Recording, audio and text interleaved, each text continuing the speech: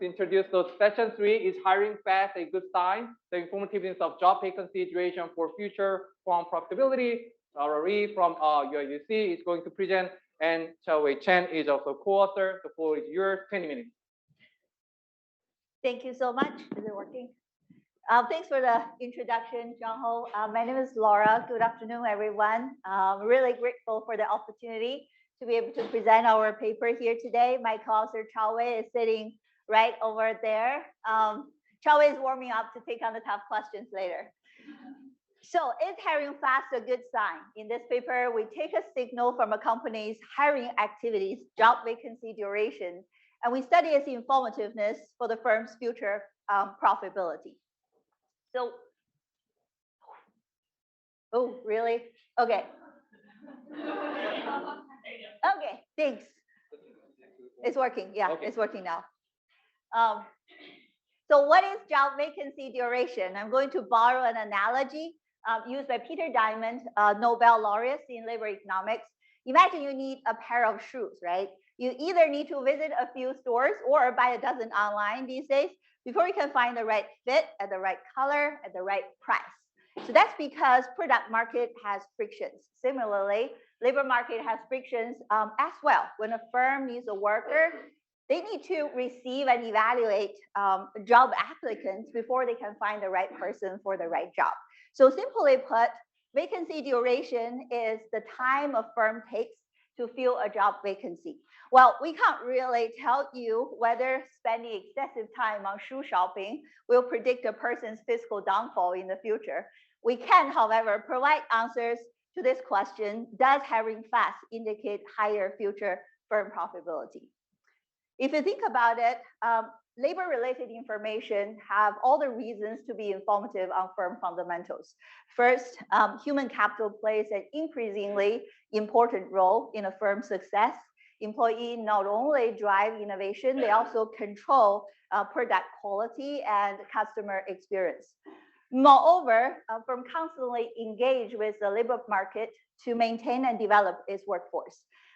Walmart, the largest employer in US with 1.6 million employees, last year alone, they hired more or less 700,000 new workers.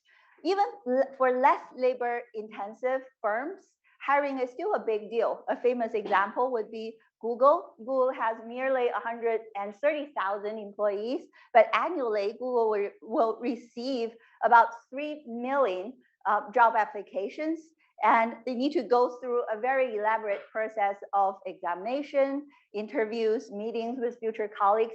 In the end, only about 0.25% will be hired. So despite the importance of human capital and this truly high frequency signal created in the hiring process, we actually don't have much of the empirical evidence on the informativeness of labor-related information. And you guess the reason is we don't have a lot of data, well, until very recently, right? So traditionally, everybody know that unlike capital market, labor market doesn't provide easily accessible public information and timely information on hiring activities at the firm level. And firm disclose very limited information, not much beyond, a roughly head count and executive compensation at their annual report. Well, that changed over the past decade also because of the internet, as everything else. So with the internet, labor market activities began to leave its online footprints. Nowadays, among many other things, we can observe firms' hiring activities on a large scale through its job posting information. So recent study compared job posting with the administrative data through census, and they find that job posting provide a very good representation of actual corporate hiring. So this large-scale observation now enable us to answer this question: is hiring fast a good sign? We hypothesize that the relationship between duration and future firm profitability will be determined by firms' hiring strategies. So a firm would anticipate its future profitability, and it will evaluate the cost and benefit from spending time in candidate selection and will determine what will be the optimal duration. The cost is fairly intuitive, right? If you leave a vacancy open with all the other existing human resources and physical assets in place, you will suffer from loss of productivity. Well, the benefit is also not hard to understand. If you spend more time, choose carefully from a larger candidate pool, more likely you are going to find a better qualified person who will be more productive and create a higher value in the future. So how exactly firms anticipating higher profitability, high profitability firms will behave differently from low profitability firms in the hiring market, in the labor market? According to rank theory from labor economics, high profitability firms tend to spend more on job advertising. More importantly, they offer higher wages, along with that, better non-wage benefits. All of that give high profitability firms a hiring advantage. They will receive, on average, more job applications to a job vacancy. They also are less afraid of losing candidates to its competitors in the hiring process. So we expect that high profitability firms will use this hiring strategy differently when they hire for low skill positions versus when they hire for high skill positions. So now I will use a little bit of a visual aid to explain the marginal costs and benefits from candidate selection. For both low skill jobs and high skill jobs, leaving a vacancy open would lead to loss of productivity. Well, for a firm with anticipating higher future profitability, represented in blue here, its loss of productivity will be even more severe because the underutilization of a high profitability firm will be more costly. So now let's zoom in on the marginal benefit for low skill jobs. Low skill jobs require limited skill relatively, limited discretion in the job functions, and the applicants for low skill jobs also tend to be more homogeneous. So for those reasons, the additional time you put into candidate selection when it's already beyond the basic candidate screening will decline. The marginal benefit will decline very, very steeply and quickly. So in equilibrium, it is actually optimal for high profitability firms, again in blue, to fill the position for low skill jobs faster, real fast, and so that they could avoid the loss of productivity. In contrast, high skill workers actually, they play a more dynamic and discretionary role in the organization, and the applicants for high skill workers, they tend to vary more significantly in their technical qualification, in their background and experience, and the selection for high skill jobs requires not just basic screening, but also more thorough examinations, interviews, meetings with future colleagues.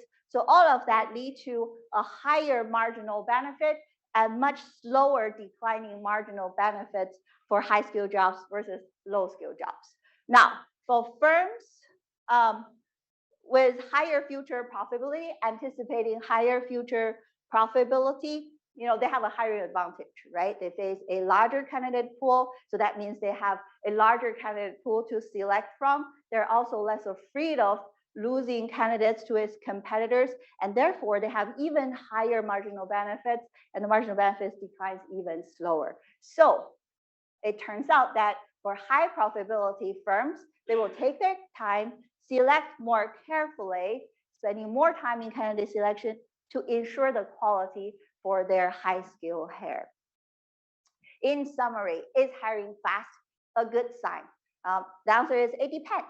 For low skill jobs, the answer is yes.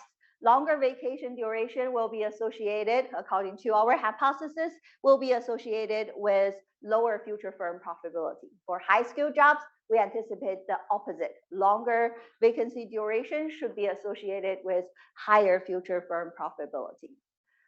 We utilize about 30 million job posting data from about 3,500 US public firms from 2007 to 2018, and our results confirm our predictions. Cross-sectional variation tests further support our hypothesis that the vacancy duration is informative because it reflects the firm's hiring strategy that incorporated the management's expectation of future profitability. We also find that the market doesn't seem to timely incorporate the informativeness of vacancy duration informing earnings expectations. Okay, hopefully our study adds to the understanding of the informativeness of labor-related information. Well, if you compare the extensive research of financial disclosure and capital market movements, the research on labor-related information and investments is fairly limited. Existing studies mostly focus on firm characteristics and firm risk. And there are a few studies lately, they do examine information regarding existing employees, including employee satisfaction, internal turnover, and internal employees' earnings expectations. So they actually find that these internal employee-related information, they are informative of future fundamental performance. So differently, our study focused on the firm's acquisition of new workers. We complement Gutierrez et al. 2019, who study the informativeness of job creation. I think hopefully we're providing the first evidence on job vacancy duration and future firm performance. We also hope that our study is interesting to the understanding of firms' hiring and recruiting practice. So we also find very limited empirical evidence in this area, and not surprisingly, because of limited data traditionally. And limited study suggests that firms' hiring intensity varies with size and growth. So we fully acknowledge that our study is not a direct study on firms' recruiting and hiring practice. However, our study does indicate that the hiring practice is also determined by firms' anticipation of future profitability. All right, 5 minutes left. All right, sample. We use a sample LinkUp. LinkUp is a comprehensive database of job postings from companies' career website. It captures information among other things. Wait, I think I started about a few minutes late. Okay, never mind. So it captures information among other things, job title. All right, okay, roughly, thanks. Among other things, job title, location, creation, and deletion date. By 2018, it covers about 70% of the US public companies, and there are large firms, so they count about 93% of the market cap. Most importantly, LinkUp updates their information daily, so that ensures the accuracy of the job creation and deletion date. So vacation duration is simply the days in between the postings creation and deletion date. Our first order of research design is to ensure that we remove the impact of job characteristics and macro labor economic impact on job vacancy duration. So how do we do that? We adjust the raw value by the mean value of vacancy duration for jobs with the same job title posted by firms from the same industry and closed in the same months. And then we separate high-skill jobs from low-skill jobs, and we aggregate it to the firm quarter level. So we used quarter T's vacancy duration information to predict quarter T+1's ROA. We control for job creation. Along with that, we control for a series of firm fundamental performance observable at time T. We also further include recent returns and forward-looking guidance from management and analysts. Again, our main results confirm our predictions, and the effects of vacancy duration, we find out that accounts for about 25% to 30% of the analyst forecast news. If you think about analyst forecast news are reflecting many sources of relevant information, we think that this effect is fairly economic significant. Cross-sectional tests. We conduct a series of additional cross-sectional tests hoping to provide some further examination on our hypothesis. So we hypothesize that the reason for high-skilled jobs, the reason that hiring slowly is actually a good sign for future profitability is because high profitability firms want to reap off the benefit from candidate selection. So if that's the case, we should see high-skill jobs results to be significant when the benefit is really strong, is really important, but the cost is actually minimized, right? On the other hand, we hypothesize that for low-skill jobs, the reason that hiring fast is a good sign for future profitability is because high profitability firms are filling the position quickly to avoid the cost associated with the vacancy. If that's the case, we should see very significant results when this concern for cost of vacancy is really heightened and when the benefits of candidate selection is further minimized, right? So we use the sufficient labor supply and low hiring competition as a proxy for high benefits from candidate selection. And we use hiring for expansion instead of hiring for replacements for turnover as a proxy for low concern for vacancy cost. And we find results consistent with our hypothesis largely for both high-skill jobs and low-skill jobs. Okay, our hypothesis also proposed that the informativeness of vacancy duration actually comes from its reflection of management's expectation. And consistently, we find that our results on duration is stronger if management expectation tend to be more accurate and the expected change in performance are more persistent, where there are going to be impact the hiring decisions more significantly. Okay, so far collectively, our cross-sectional analysis support our hypothesis that the informativeness of vacancy duration comes from its reflection of management anticipation of future profitability and based on which the hiring practice. But can we also claim that our results actually also reflect the consequences of hiring practice? That is, could it be possible that we're simply showing hiring fast, you can avoid the loss of productivity, and therefore you see associated higher profitability. Hiring higher quality workers for high-skilled jobs lead to them being more productive and consequently higher future firm profitability. As much as we would like to claim that, I don't think that is primarily driving our results, because when we look at the longer horizon, the impact disappear for low-skill jobs after 2 quarters. That might be okay because low-skill workers' impact tend to be short-lived. But when we look at the high-skill workers, they come really strong in the first and the second quarter, gladly decline, and then disappear after the future 5 quarters. We don't think for long-skill workers, their impact would hit the firm's profitability right away, and we expect them to last longer. And for that reason, we don't think that we can claim our results is largely reflecting the consequences, especially on high-skill worker side. Market is not timely incorporating because we look at the forecast error and earnings announcement return. We can predict them both in the coming 2 quarters. And we conduct a series of robustness and additional tests, further control confounding factors, existence of evergreen jobs, firm fixed effect, and change analysis. It stay largely consistent.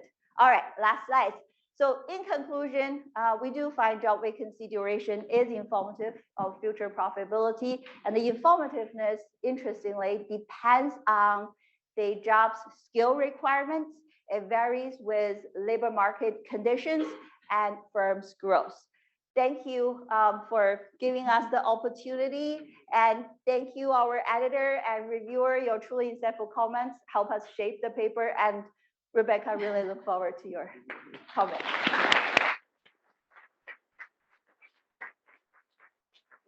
Laura, and then Rebecca Hann from LN is going to discuss the paper. Great, thanks, Jung. Well, I want to first thank the RAST editors and the conference organizers for inviting me to discuss this really interesting paper. Laura did a wonderful job motivating and summarizing the paper. And so I'll do my 1-minute version of summary. Let me see. Okay, all right. So the question the paper asks is, pretty much the title of the paper is hiring fast a good sign, right? So as Laura said, right, it depends. what happened here.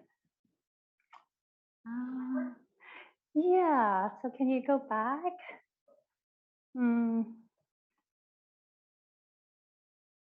Let me try again, right? It depends, right? Can I try to use the clicker and see if it works, right? So it depends on whether you're hiring high skill or low skill workers. So in a nutshell, this is what the paper finds. Okay, so they separately looked at duration, like as Laura has defined, like job vacancy duration is kind of like the time to fill for low skill jobs and high skill jobs. Okay, so what they find is like for low skill, there's this negative association, but for high skill, it's a positive association. So what does it mean? So shorter duration, that means you're hiring faster. When you're hiring faster, it's a good sign. And when for high skill on jobs, on the other hand, when you take a bit more time to find that perfect candidate, that's a good sign. Okay, so kind of the main takeaway of the study is that job vacancy duration is informative about future profitability. Right, so the authors they also do try to get at the channel by performing a set of cross-sectional analysis. And there's also some analysis that looks at whether analysts and the market fully incorporate that information, fully incorporate duration in their expectations. But the main part of the paper is really this here, right? This informativeness of duration for future profitability. So I really like the paper, right? If you think about labor market dynamics, understanding labor market dynamics is important, right? Because it has implications for unemployment, how it relates to aggregate fluctuations and business cycles. And frictions in the searching and hiring process is an integral part of it. So if you think about, employment means you're matching the job seeker with the employer that's hiring. And it's not just filling the position, right? It's that match, right? So the job seeker has to find that right job and the employer has to find that right candidate. And so you can think about, there are a lot of frictions that prevent that from happening, right? What are these frictions? There's geographic barriers, right? You prefer to work in the West Coast, but the job vacancy is in the East Coast. And there's a lot of differences in preference, right? So whether it's the difference in preference for pay, for the work time, for culture, in skills. And so different skill differences, particularly salient if you remember at some point during the pandemic. And there were a lot of vacancies or hiring in the service and the manufacturing sector, right? But that's not where the job seekers want to work. And so search frictions matter. And if you look at a lot of the search theory or the search and matching models, so the literature typically start with what they call the DMP framework. So DMP, this is the search theory developed by 3 Nobel laureates, like Laura actually quoted one of them, DMP's Diamond, Mortensen, and Pizzaritis.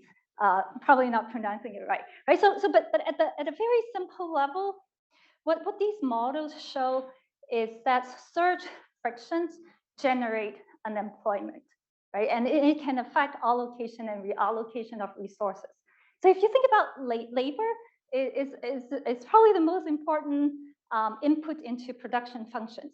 So understanding, so to the extent that duration reflects search frictions, understanding the information contained in duration is important. So it's great to see an accounting paper on this topic. So the authors, identify this really novel data set, right? Job postings is not new by now, but there are very few studies out there that actually talks about duration.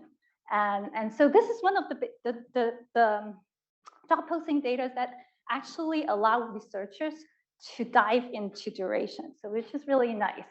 So what I want to focus on in my discussion, 3 comments. So I'll start with kind of like a big picture comment and to think about the strength of the 2 main hypotheses. And then I'll spend a bit of time on the measurement and the validity of the measure. So this paper, the duration measures is key, right? So this really defines kind of, in some sense, the contribution of the paper. So the understanding how they construct and validate the data is important. And lastly, I'll have some comments on the empirics.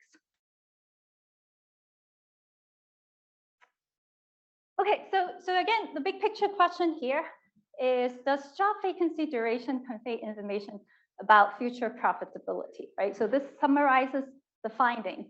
So when I first read the abstract, so I thought, okay, this makes sense, right? If you think about low skill jobs, when if you're not able to hire these workers quickly, you can lose productivity, right? Your labor productivity could go down. And then for the high skilled jobs, this is where if you take a little bit more time to find that perfect candidate, right, that can over time increase your labor productivity. So, but the story I was thinking, this is more through what I call a real effect channel.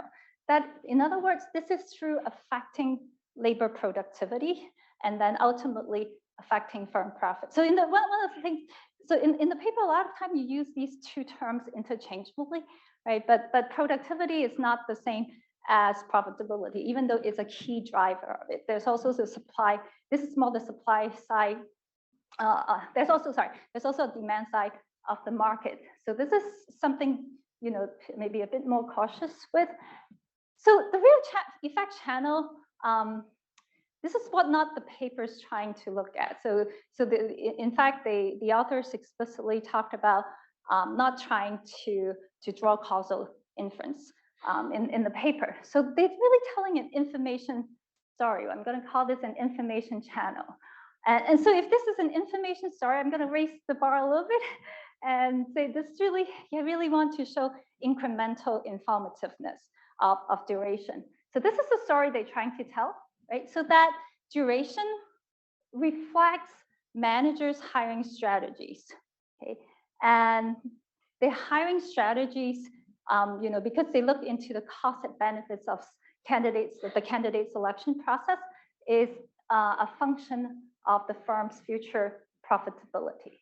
Okay, so this is essentially, this is the link. This is how they link duration with profitability, is that duration reflects managers' hiring strategy, which is a function of the firm's expected future profits.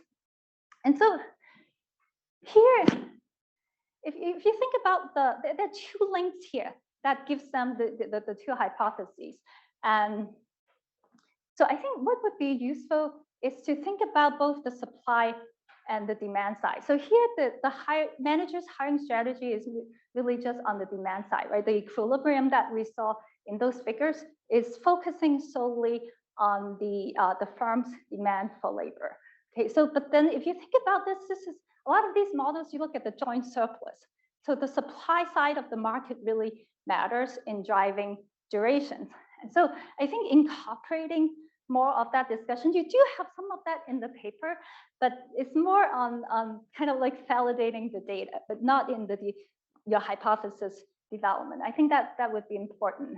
And in a lot of in some of your cost and benefit discussions, there are some assumptions that are needed. So even if you don't, perhaps even if you don't need the tensions there, it's useful to provide some of the discussions. For example, one of the assumptions is that more profitable firms, they offer higher wages.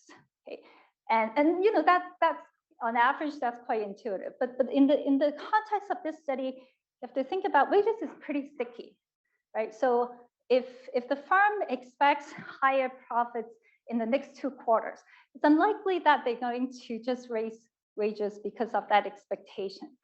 Okay, so and the other, think about, when profitable firms, they perhaps attract more applications, but these firms can also have more resources to process these applications. Right? You talked about Google having 3 million applications, right? They probably have some machine learning algorithm to screen some of these applications. So it's just, I think having some of these discussions would make the paper a bit richer, a bit more complete. And so at the end, if you think about this information channel, it's really about the strength of these two links. So I think if you can provide a bit more evidence, right, these are really the first order effects in both buckets, I think that would strengthen the hypothesis.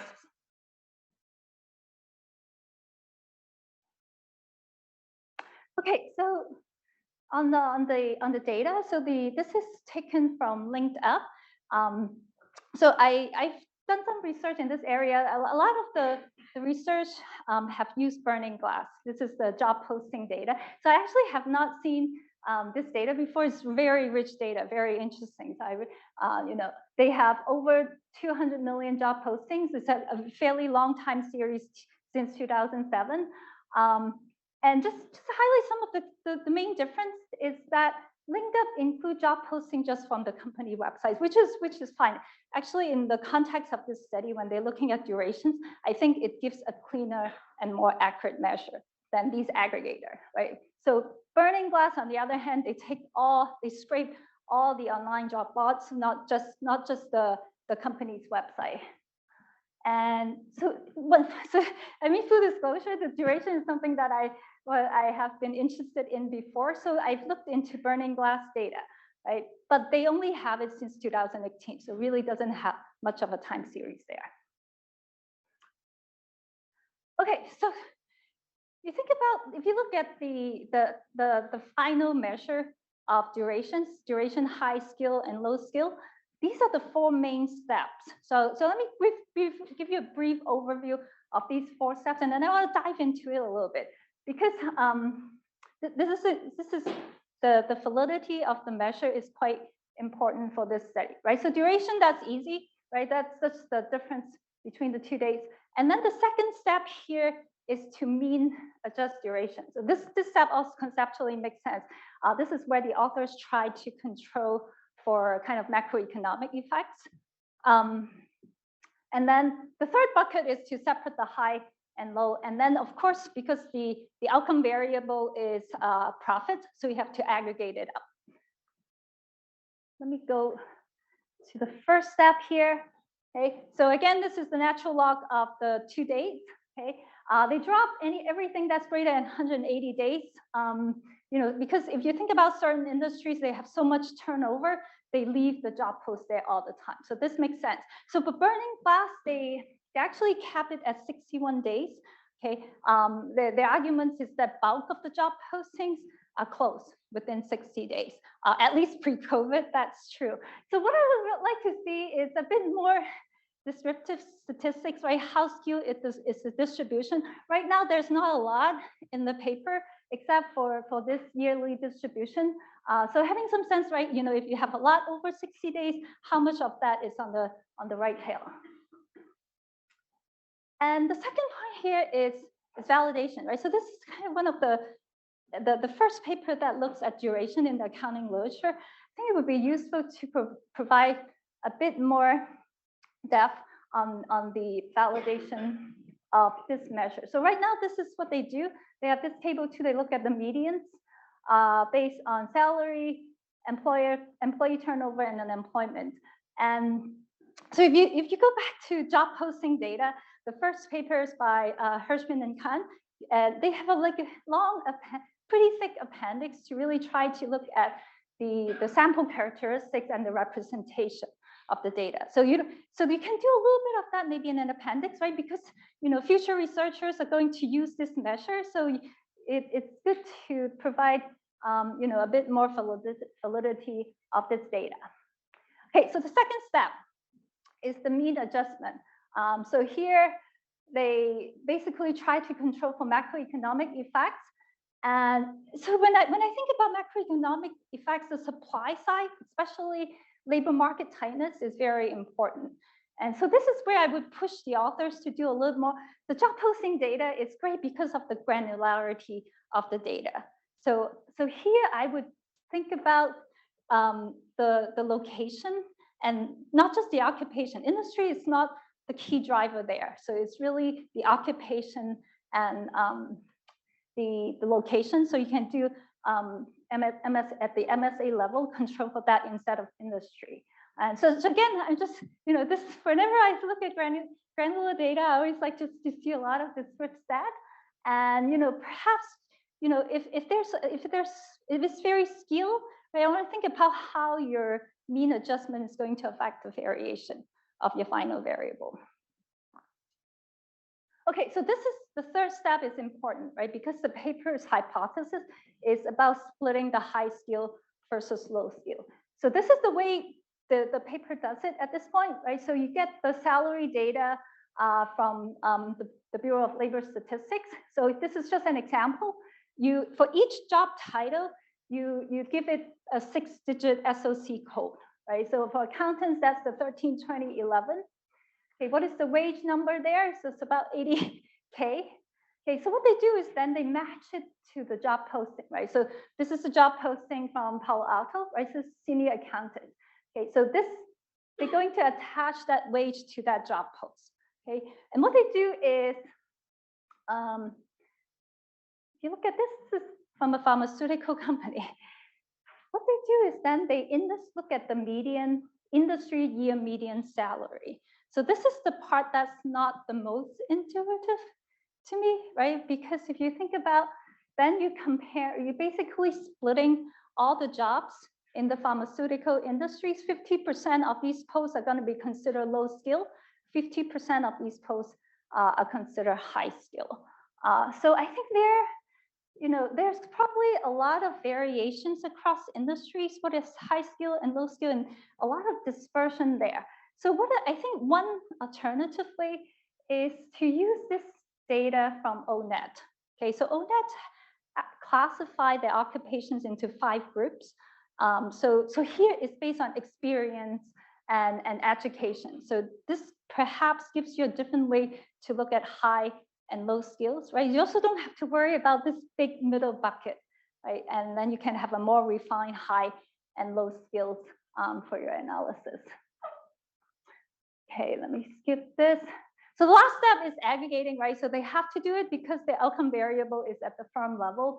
And so, the assumption is that within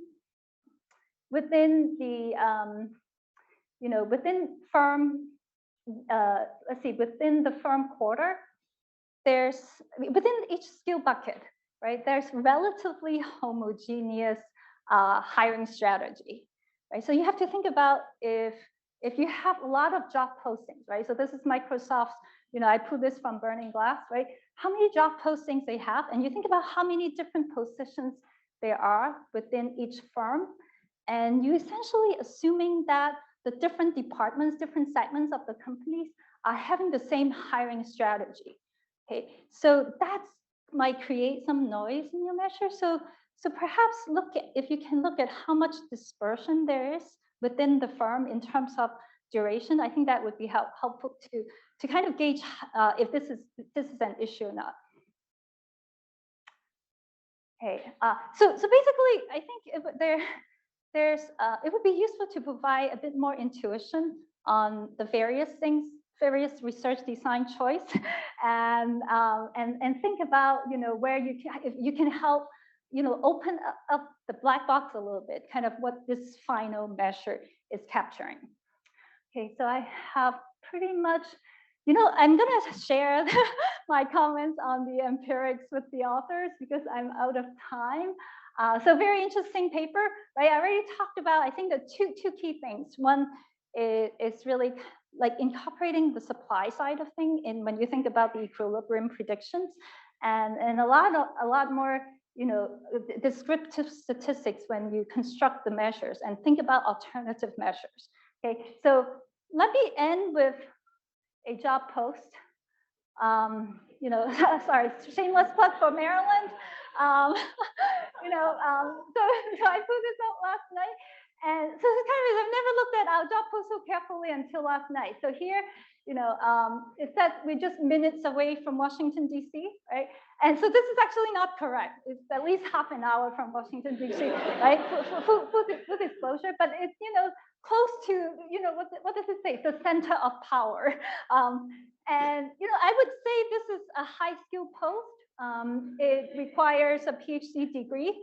But what I want to highlight here is that we posted this back in September 20th, right? So it's been almost 3 months, right? We strategically taking our time, to find the right candidate.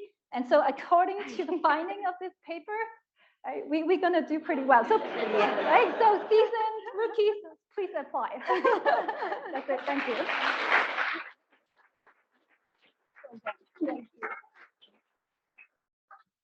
Thank you, Ulrika. And before starting our Q&A session, we will. I'm actually just like bring one question from the online crowd. So one of the perspective here is that you're viewing the high skill and low skill more like productivity perspective. But how would you view, especially in table 6, you might actually have already implicitly assuming that capital and labor much more complement instead of like a substitute. Maybe high skill, low skill worker, the complementarity might be different. So some of the research that you're finding is more related to automation, and then that might actually lead to higher productivity. Is not high profitability, not because of like a fast billing. It's more like a replacement of a lot of like low skill workers. So anyway, like a long story short, there could be not only the productivity angle, other dimensions where high skill, low skill workers might be different with the capital, and also future profitability where their demand for the different characteristics. So there's an interaction in between labor and technology. That's the one dimension. Yeah. What they want for the future. Yeah. I agree. we haven't thought about that layer yet. We may have to think more about it. How do we incorporate that in our paper? All right, thanks. Well, thanks, Rebecca.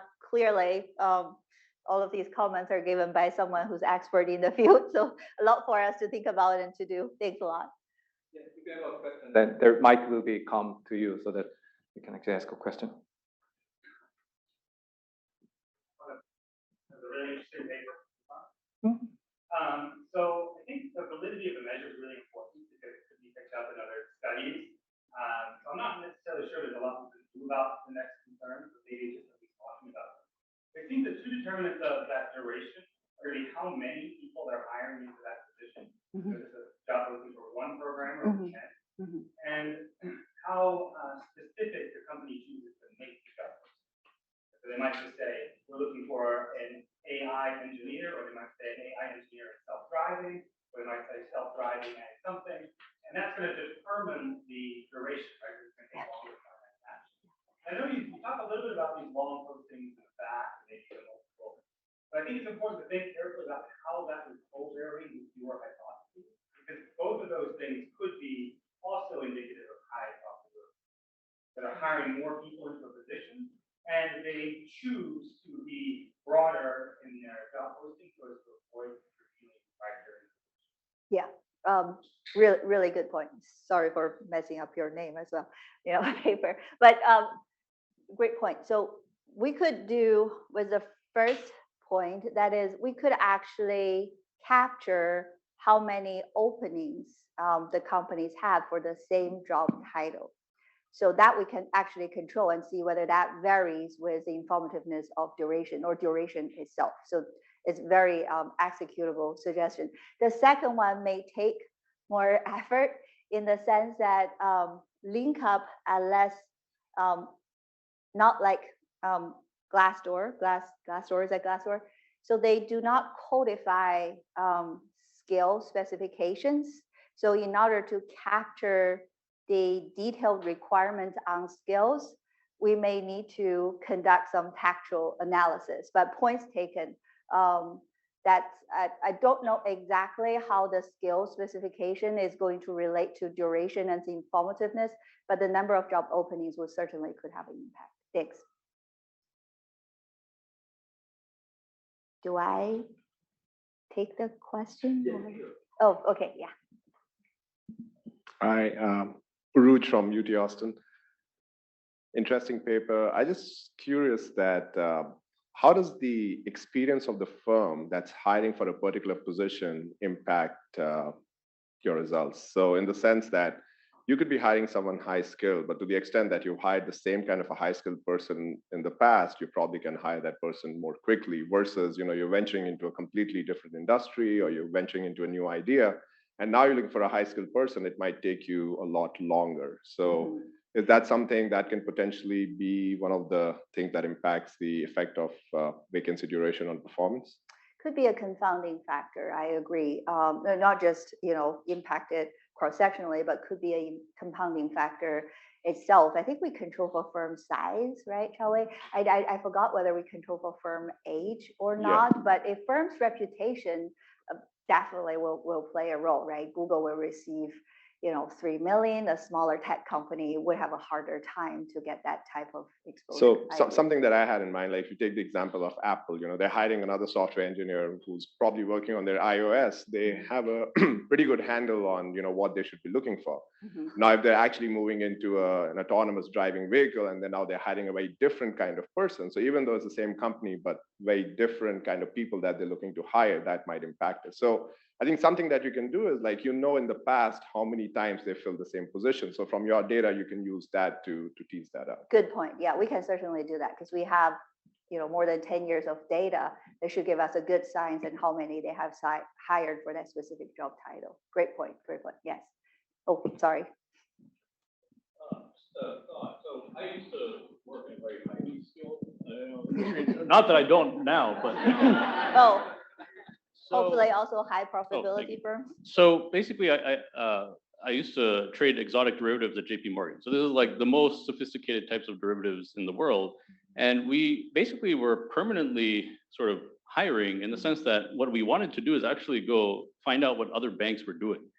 And the way you do that is you go sort of interview and you invite them, you sort of wine and dine them, and then you sort of ask them, here and there, some penetrating questions. And you start to learn what your competitors are doing. And so we actually used to do this on a regular basis. So it's almost like benefiting us by, understanding the competition, which could lead to higher profitability. So it's just kind of a thought on an alternative mechanism of what could be going on. Yeah, good point. Well, maybe we should drop banking from our. Yes, well, no, but on a more serious note, we do exclude duration longer than a certain period. We could try more, and we dropped actually by job title the top 5% and 10%. Our results stay relatively the same, but I would have to admit that it's a viable alternative explanation. Yeah, thanks.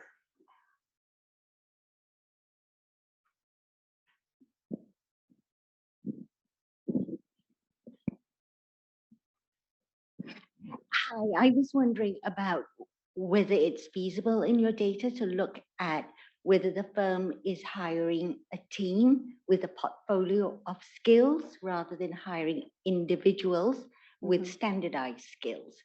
And so they may sound like they're high skill, but it surely would take a lot longer to be building a team. Yeah, I agree. That would be nice. And it's also another reason why we think that for high skilled workers, their productivity to show up in firms' profitability, it may take longer, right? But it also comes back to the earlier comments, whether they already have a team there where they only need one, right? They already hired the rest.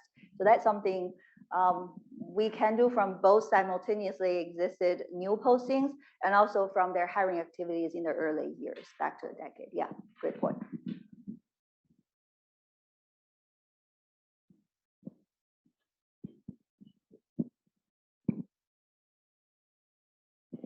Lisa from Columbia, very interesting paper. So I feel like your results have some surprising elements, especially for the high skill. I think you presented very well, because if we think about the search model in the labor market, even though you said that, oh, they didn't consider the heterogeneous skill set in their model, my understanding is that it's conditional on the skill set. Lower duration should always be better because conditional on the margin, if you can always like more quickly find the perfect match candidate for your company, it should help your company. So I was just wondering, especially like your measurement here is also adjusted by the mean duration of the same title in the same industry in the same month. So it's kind of like a benchmark is already there, but relative to this benchmark, the longer you spend on searching for the high skilled laborers, actually it's better for your company's future profitability. So I feel like that's a little bit surprising to me. So I was thinking about two things. The first one is that maybe it's also helpful to check some outcome variable that are not related to expenses, just maybe sales growth. I know that you're controlling for that. Maybe it's also to like productivity, like on that dimension. The second point is about, I know you also conduct a cross-sectional analysis based on the labor market tightness. And then however, the split there is based on like very generic unemployment, like state quarter unemployment. That one doesn't differentiate by the skill set. So if anything, maybe for that cross-sectional analysis, if it can also be split by the skill set, that would also be helpful. Yeah. Thank you. I agree. So we actually did something that is based on skill set, is the hiring competition. That measure we constructed by the number of firms hiring high skills versus the number of firms hiring low skills. So we actually have that, and it's also consistent with our prediction. So back to your first question, it is surprising to us actually that to find that for high skill laborers, the longer, the slower, the better. I think the result is driven by, if you think about it, right? If Google wants to expedite its hiring process, can they really do it? For high skill laborers, I think the duration is basically determined by how many you interview, right? Because it's not, an AI, powered screening process. You need to meet with the team and, make sure that it's a good fit. And lots of things needs to be, face to face. So we don't think that process can be reduced, even if we know that leaving the vacation longer is going to bear higher costs. So I think that's what is driving the higher skill jobs results. Thank you very much. It All looks right. like we are Thank you. exactly on time for all the questions, discussant, and presenter. And we'll have the short minute break, 5 minutes, and then come back. And then we will have the dinner after that. Thank you.